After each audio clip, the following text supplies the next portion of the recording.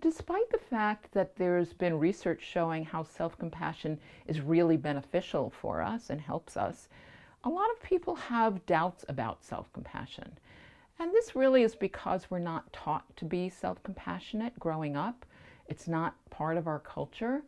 We're taught to be kind and compassionate to other people, but we're not taught to be kind and compassionate to ourselves. So people tend to have some questions about it. One of the questions is, am I going to be unmotivated if I'm self-compassionate? Am I going to end up like somebody lying on the couch all day eating bonbons? And actually, what the research shows us is that this isn't true. What the research shows us is that we're actually more likely to be motivated, to work harder, to move outside of our comfort zone and try new things when we're self-compassionate. We tend to procrastinate less. And the reason that we're more motivated is because we don't have this fear of failure. So a lot of times we don't try new things, or we don't work maybe as hard as we could because we're afraid that we're going to fail.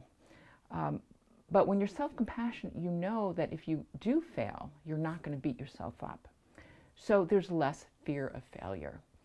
Another thing we know from the research is that people who are self-compassionate are more proactive. So they're more willing to step up when the opportunity arises. They have more of a tendency to improve their personal, what they would call their personal weaknesses, or moral transgressions, or improve their performance on tests even. So this is one of the doubts that people have about self-compassion, is this doubt about motivation. Another doubt that some people have about self-compassion is that it's self-indulgent, that they feel like they're maybe indulging themselves more than they should be. But what we know about the research, what the research shows us on self-compassion, is that those people who are more self-compassionate tend to stick to their diets more. They eat more in healthy ways. They seek medical attention when needed. They're more likely to reduce smoking if they have a habit of smoking. And they're have a greater tendency to exercise and overall take care of themselves.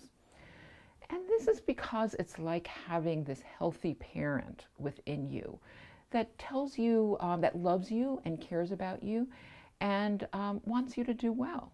And so we tend to take care of ourselves better when we're more self-compassionate. And yet another doubt about self-compassion that some people have is that it's like being selfish or self-pity. But because of the common humanity element of self-compassion, this idea that, I may be struggling, I may be having a hard time, but other people struggle also. Other people have a hard time also. So it kind of takes the weight off the self-pity piece. And what we know from research is that those people who have greater self-compassion are more likely to have a greater perspective. They are rated by their significant others as being particularly supportive and helpful.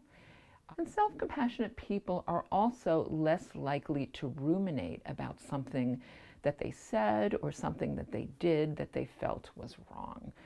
And so again, it's a healthy response. It's a much healthier response to yourself than if you're less self-compassionate. So the last doubt about self-compassion is that self-compassion is weak. It's for wusses. It's not for me. I'm not a wuss. But really what we know about the research on self-compassion is that people who are self-compassionate are better able to deal with the hardships of life. For example, trauma, any kind of trauma that they experience, particularly abuse or neglect as children, better able to deal with it when you're self-compassionate. Also, divorce. People who get divorced, who are self-compassionate, tend to recover more easily when they're more self-compassionate. Also, things like chronic pain, chronic disease, better able to deal with that when you're self-compassionate. And most of all, academic failure. When this happens, and unfortunately happens from time to time, you're better able to recover and be resilient from this when you're being self-compassionate.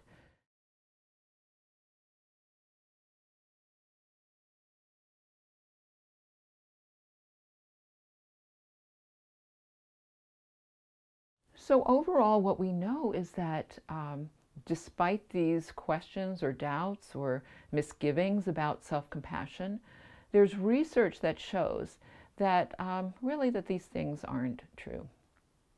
And so I hope that knowing about the research behind these doubts about self-compassion will help you bring more self-compassion into your own lives.